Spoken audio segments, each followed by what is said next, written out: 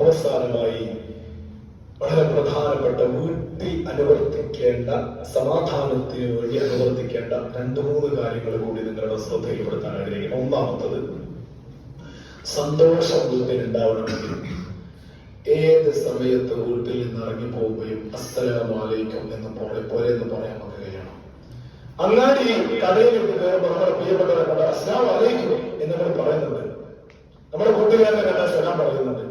ഇതേപോലെ നമ്മളുടെ വീട്ടിലേക്ക് കയറി വരുമ്പോ അസ്സലാമു അലൈക്കും, വീട്ടിൽ നിന്ന് ഇറങ്ങുമ്പോൾ അസ്സലാമു അലൈക്കും എന്ന് ഹൃദയം അറിഞ്ഞുകൊണ്ട് ഒരു ദിവസം തന്നെ ഒരു 10 സലാമെങ്കിലും സ്വന്തം വീട്ടുകാരോട് പറഞ്ഞിട്ടുണ്ടെങ്കിൽ ആ വീട്ടിൽ സമാധാനം ഉറപ്പാണ്.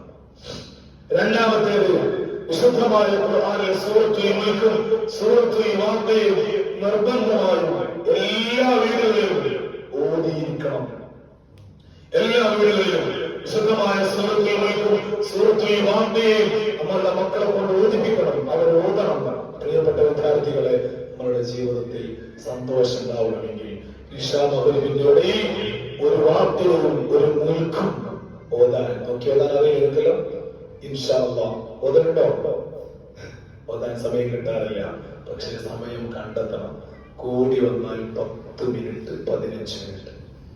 ഇന്നൊന്ന് ആ ഒരു കാര്യം മനസ്സിൽ ഉറപ്പിച്ച് ഇൻഷാ അല്ലാഹ് ഞാൻ ചെയ്യുമെന്ന് നമ്മളുടെ 23 ആളുകൾ, ഞാൻ നേരത്തെ ചാനലിന്റെപ്പോ 23 കുട്ടികളാണ്. പ്രിയപ്പെട്ട കുട്ടികളെ, ഒന്ന് നിങ്ങളെ ഒന്ന് കൈവദിച്ച കുട്ടികളൊന്ന് കൈവദിച്ച